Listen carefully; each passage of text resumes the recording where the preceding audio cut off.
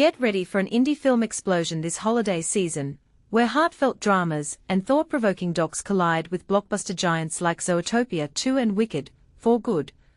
But it's these under-the-radar gems that might just steal the show and spark endless debates in your living room.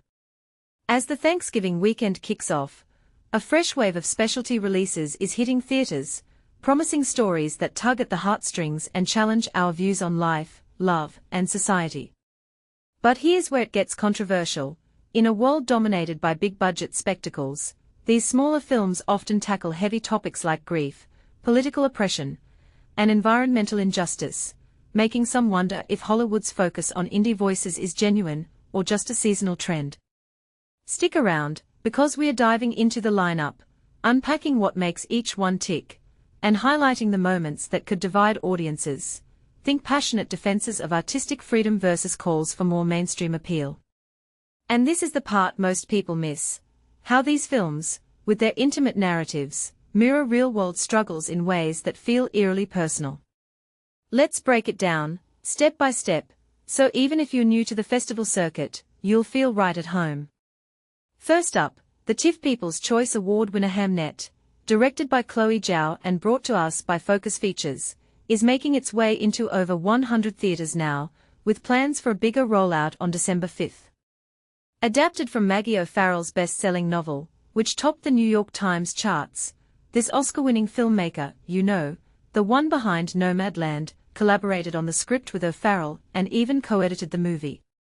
It stars the incredible Jessie Buckley as Agnes, Shakespeare's spouse, and Paul Mescal as the legendary playwright himself.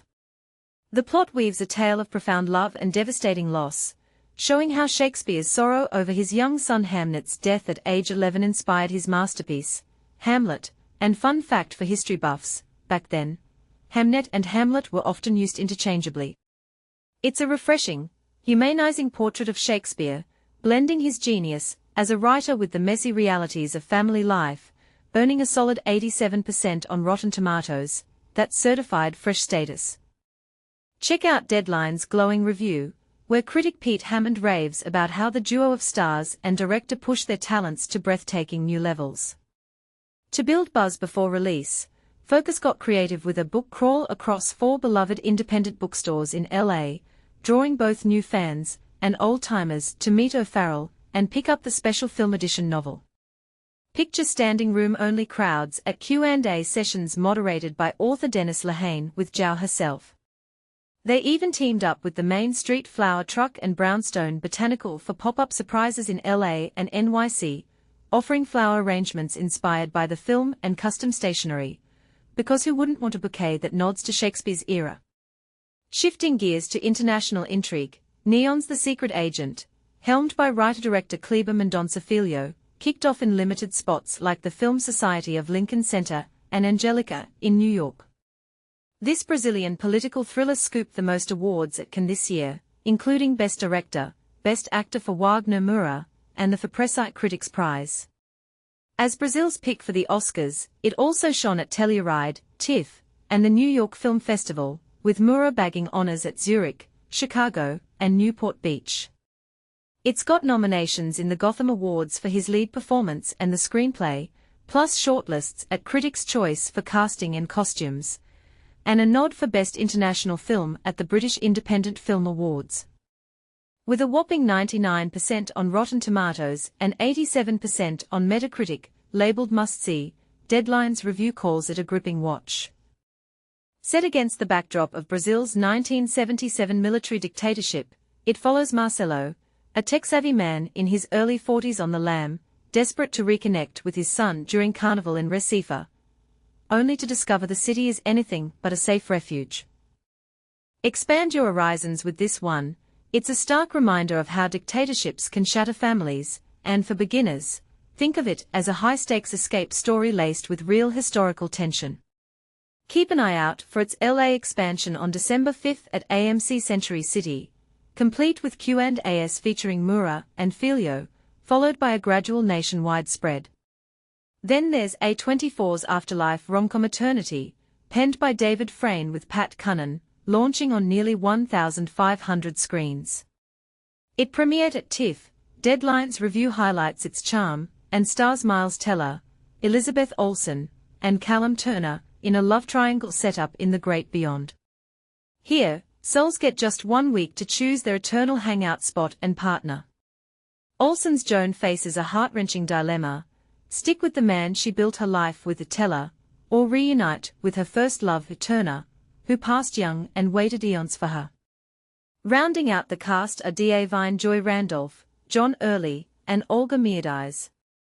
A24, known for bold choices, tested this one extensively and found it topping their ever-tested films through word-of-mouth screenings with groups like AARP, Bucket Listers, and TripAdvisor.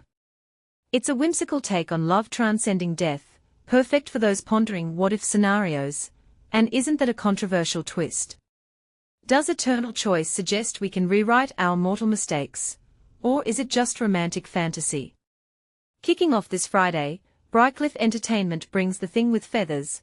A drama-horror hybrid adapted from Max Porter's novella Grief is The Thing with Feathers, to 400 theaters.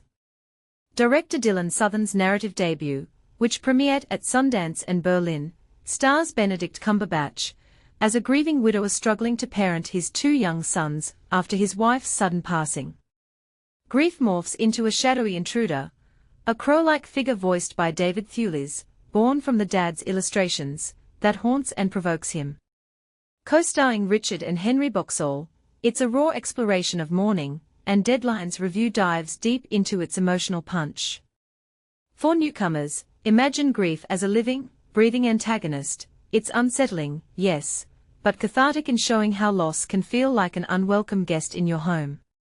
Meanwhile, Picture House drops the tale of Cillian, North Macedonia's entry for the International Feature Oscar from Venice and TIFF, at New York's IFC Center. Catch Q&As this Friday and Saturday with director Tamara Kotevska, Honeyland, and cinematographer Jean Dakar. This docudrama follows a white stork named Cillian and farmer Nicola. When Nicola's family abandons him, he rescues the injured bird from a landfill, and their bond offers mutual comfort in isolation. With a perfect 100% on Rotten Tomatoes from 21 reviews, and produced by Davis Guggenheim, An Inconvenient Truth, it expands to 2 LA screens next week, and 15 more on December 12th. Think of it as a gentle fable about unlikely friendships and healing. Could this inspire animal rights advocates? Or does it romanticize human-animal connections in a way that overlooks real conservation challenges? At the Film Forum in New York, Teenage Wasteland hits screens, booked directly by filmmakers Jessie Moss and Amanda McBain, Boys State, Girls State. What started as a high school English assignment turns into activism. Teacher Fred Issacs arms students with video cameras to investigate toxic sludge at their upstate NY dump. They uncover not just environmental hazards, but political graft and community injustice. 30 years on, the doc revisits their 1996 film Garbage, Gangsters, and Greed with archival clips, outtakes, diaries, and interviews, scoring 100% on Rotten Tomatoes from 26 reviews.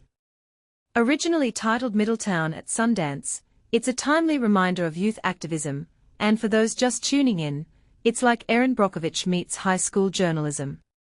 But here's the controversial angle: does spotlighting past corruption inspire today's climate warriors, or does it highlight how little has changed, potentially frustrating viewers who crave more action? Watermelon Pictures offers early access to Palestine 36, Anne-Marie Jassie's TIFF premiering historical drama, at around 50 locations this weekend, coinciding with International Solidarity Day with the Palestinian people on Saturday, and before December 8 shortlist voting. Set in 1936 Palestine, it depicts rural villagers rebelling against British colonialism.